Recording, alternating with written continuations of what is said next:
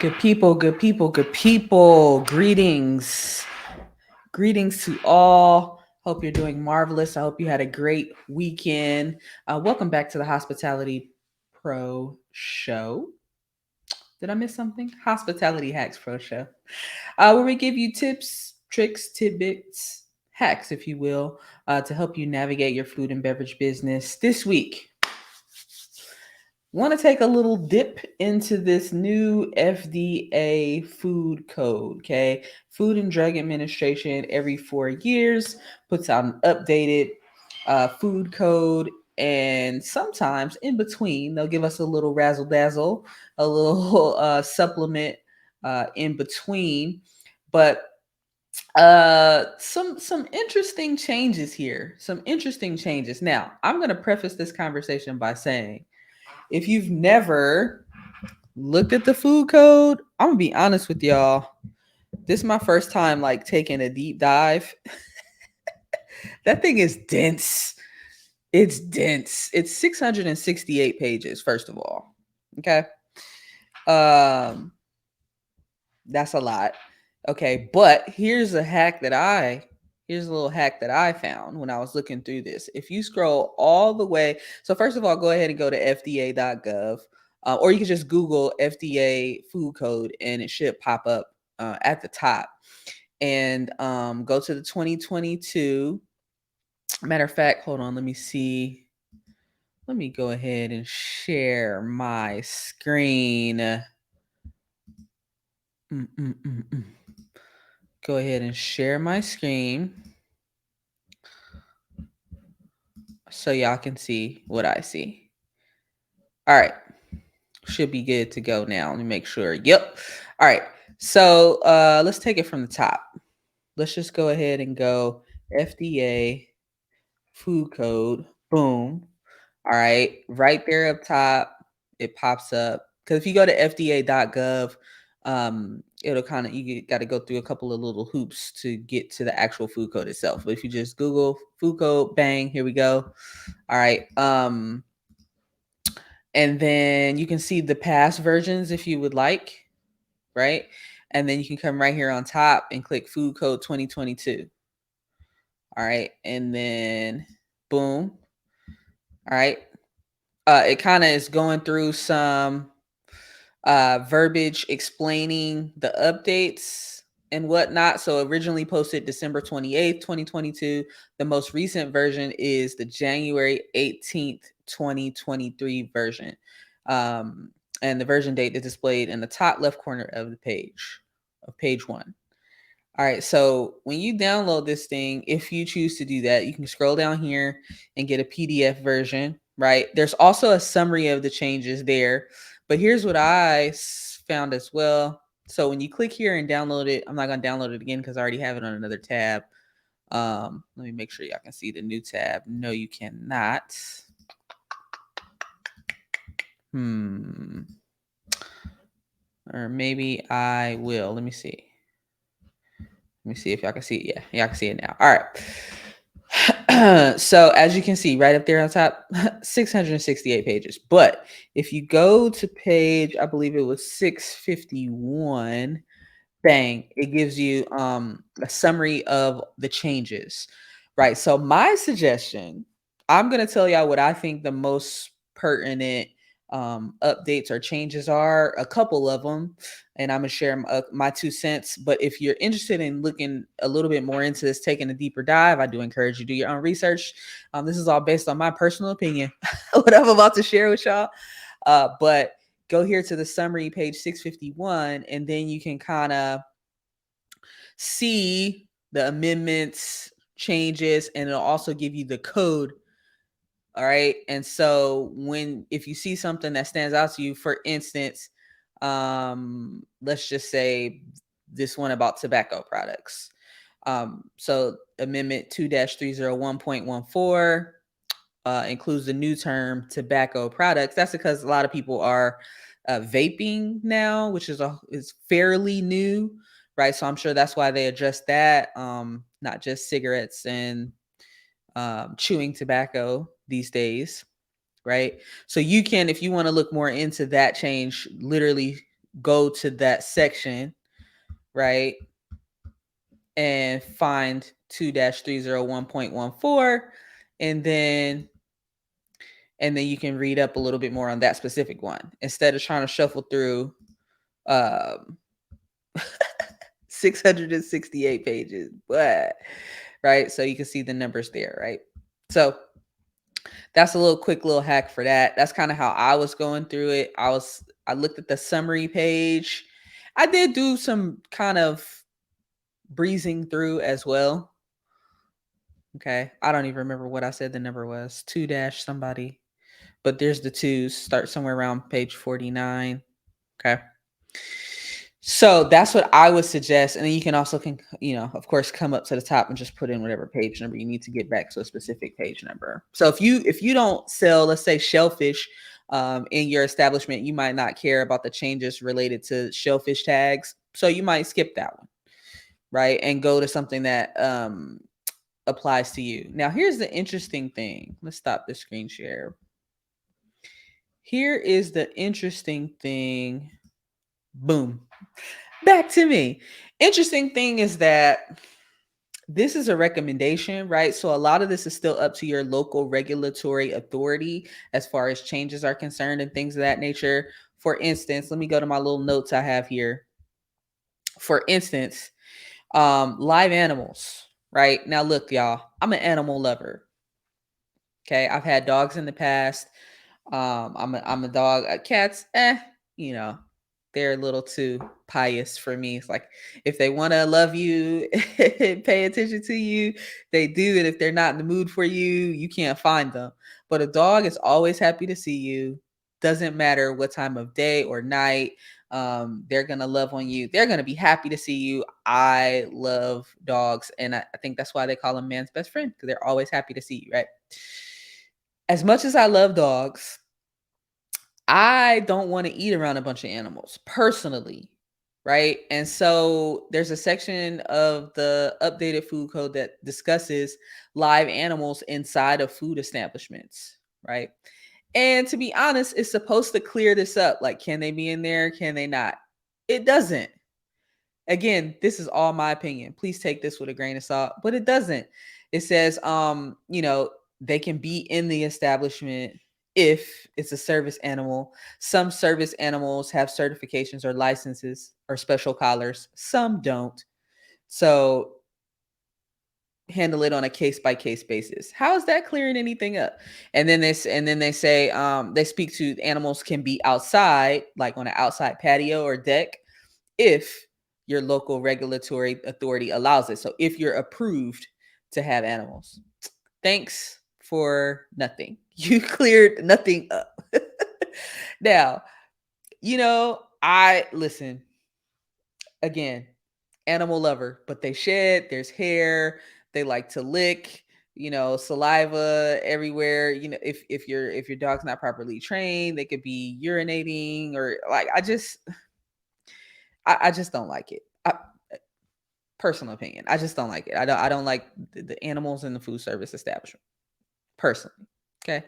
What else? So the number one, probably most pertinent thing that I saw pop up on this FDA remix of the food code is that sesame is now included as a major food allergen.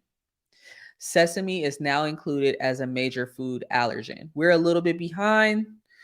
Some other countries have already stated this, but we're playing a little catch up now, right? So it's no longer the big eight. When I saw that, I was like, oh, I gotta go change my slides. Because when I teach allergens to my class, right, we talk about the big eight. We talk about, and that's kind of like a memory jogger, memory trick, right? The big eight. We talk about wheat, eggs, fish, shellfish, soy, peanuts, tree nuts, dairy. Now we got to slide sesame in there. Okay, we got to slide sesame in there. And so it's now the big nine. Okay. So keep that in mind. And so depending on where you live, what state, what county, they may take a while to adopt this, but I would start thinking ahead before your health inspector comes in and says something to you, right? So I would start thinking ahead. If you have sesame anywhere on your menu, sesame oil, sesame bun for a burger, anything of that nature, it is now considered an allergen. So you treat it just like peanuts, right? Tree nuts. Um, you wouldn't want to, you got to be careful of cross contact, all of that stuff, right? So think ahead. Don't wait until they potentially bring the hammer down, so to speak. Just go ahead and start making a plan. How are you going to address this? And there's also some verbiage around how employees or team members should be speaking to allergens, right? So they should be fully aware of what items on your menu may contain or do contain allergens. So if your team, especially, I was gonna say especially the front of the house team, but it's really everybody. It's really everybody. Front of the house, back of the house. Everybody needs to be aware because if you're touching the food, prepping it, you need to be aware. And if you're in the front of the house, if someone asks a question about an allergen, you need to be able to answer that question intelligently, right? So get ready for that. All right, sesame is now part of our allergen list. Let's see what else stood out to me there. Hand washing temperature. Now, folks, listen. They say, and you know how it is when they say something. Who are they? They say that the temperature of the water does not affect the cleanliness when you're washing your hands. However, I just something about hot water. It just makes me feel cleaner. Hot, when I'm washing my hands, when I'm washing dishes, I like that water to be as hot as I can possibly stand. Okay, but according to the FDA, now it's okay to have hand washing water temperature of at 85 degrees. Okay, so they dropped it down a bit from a minimum of 100 to 85. Okay. Again, they say the temperature of the water doesn't matter as much. It's more about what kind of soap are you using, right? Does it have antibacterial properties and the friction of like actually removing debris, rubbing your hands together, removing the soil, debris, food, particles, things of that nature. Y'all let me know what you think. Y'all let me know what you think in the comments. Okay. Again, it's something about hot water. It just does my heart good. I like the water nice and piping hot. And it'll probably stay that way. Okay. What else stood out to me? Um, a couple of the things seem like common sense, but you know what they say about common sense. Common sense ain't common. All right. So there's a note about commercially packaged food must be prepared according to manufacturer instructions prior to using it in RTE foods or offered in unpackaged form for consumption. So let's back that up. Let's back that up. Commercially packaged foods must be prepared according to the manufacturer's instructions. Here's where I feel like that's common sense. A ready to eat food, RTE food, means that no further cooking or preparation has to happen in order for it to be consumed. For instance, lettuce, ready to eat food. Now, do I prefer to chop it up and add some walnuts and craisins and blue cheese dressing and maybe a little grilled chicken on there and a little razzle dazzle? Yes. Yes, I do. But I technically could just grab a piece of lettuce and start eating it. All right. So that's a ready to eat food. An apple, an orange, piece of bread is a ready to eat food, right? So when they say commercially packaged foods must be prepared according to the manufacturer's instructions. If it's ready to eat, why would it need to be prepared according to any instruction? To me, that's common sense. But if the manufacturer puts on the box, you need to cook it, grill, to a certain internal temperature, that has to be done. Okay, before you can put it out on a salad bar or say that it's for instance, what's a good example? Peas, corn, um, something like that, or it's like maybe like a kidney bean or something, right? So if it you could eat it straight out of the can like a kidney bean, but if the can says it has to be prepared to a certain temperature, that has to happen before you can include it in anything. All right. There's also some new criteria for donation of food. I didn't dig into that one. Now that I'm looking at my notes, that was a misstep because I wanted to go back and look at that one. So I might have to drop something later in the comment addressing that. But the interesting thing about food donations is that oftentimes people feel like, oh, okay, I have some leftover, whatever. I'm just gonna take it and give it away. Like give it away to the homeless or a shelter or something. You have to be very careful. Now, it's not that they wouldn't be appreciative, it's not that they don't need it, right? But it becomes a liability issue, especially if something has been heated and held, right? Was it cooled properly? Do you have a log of the cooling? Like what's happening there? Because what you don't want to happen is somebody to consume food that you, out of your goodwill, didn't want to waste it, wanted to give away, and then become sick, right? That creates a whole different liability issue.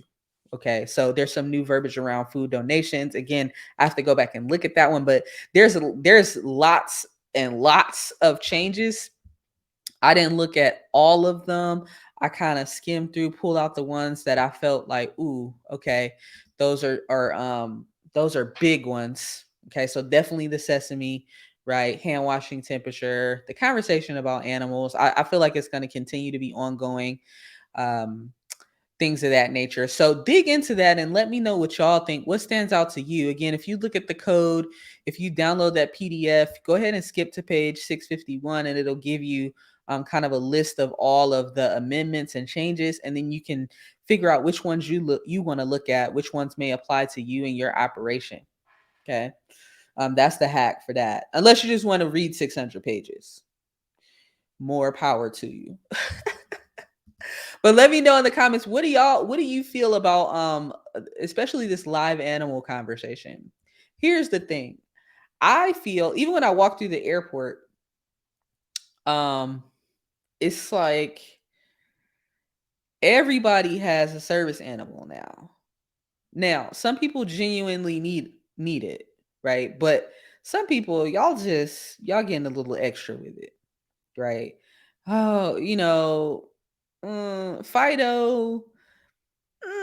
He's an emotional support animal because you get anxiety flying, perhaps, or did you want to just bring him to Miami with you? Like, because he fits cute in your bag. Like, which one? And the same thing with going out to eat. Like, do you really need your animal? Now, again, no knock against people with legitimate service animals, right? They help you get around, navigate the world, cross the street, be aware of danger. That legit. But you just like mm, wanting to have your lap dog with you just because I don't know. I don't know. I don't know. I'm just leave him at home. Pick him up and take him to the dog park after you go out to eat. I don't. Am I wrong? You can tell me if I'm wrong, guys. But anyway, if you weren't aware that there was a recent update, now there you have it. Recent update to the FDA food code. Check it out. Let me know your thoughts. Let me know what stands out to you as kind of some important things. I highlighted a few things I thought were important that you should know. Curious to know your thoughts and feelings. If there's a particular line item that you want to know more about or you want to dig into together, let me know. I can take a closer look and we can put our heads together and see how we feel. But again, also keep in mind your local regulatory authority has the final say so. Okay, the person coming to do your inspection. In your state and or county has the final say so in kind of what's what. It may take some time to adopt some of these new practices and recommendations. So they're really recommendations, okay? But be ahead of the game, stay ahead of it. Don't wait until somebody tells you to make a change, especially if you know something applies to you and you know it makes sense. For instance, we know how to treat allergens, right? The very common ones, like dairy and wheat, usually the guest knows how to navigate that. But some things like nuts, tree nuts, um, they may not realize that something has crushed nuts or has it's a peanut sauce or something like that, right? And so really I would just emphasize training your team to be aware and to be able to speak intelligently to the ingredients on your menu, and go ahead and throw sesame in the bunch now. Just go ahead and get ahead of the game. Get ahead of the game, throw sesame in the bunch. If again you have questions, comments, concerns, or want to dig deeper on a particular line item together, let me know. Thank you for tuning in to the Hospitality Hacks Pro show. I hope this was helpful in some way, to notify you that there have been some changes to help you think about how to get ahead, and so you can be aware. Okay, knowledge is power and all that jazz. I will talk to y'all next week. Thank you once again for tuning in. Did I say thank you again? I said it a lot of times, but I truly appreciate y'all. Make sure you like, comment, and subscribe. The subscriptions and the comments and the likes really help the channel. And we're trying to push this thing forward in 2023. And so tell a friend to tell a friend. Okay. If you have a friend, family member, associate, who is in the restaurant business, food and beverage business in some capacity, um, make that introduction. Make that introduction for me. All right. I would love for them to come on into the fold. All right. And if you have a topic you want us to tackle or a question you want us to tackle, let me know that too. I'll see y'all next week. Have a good one.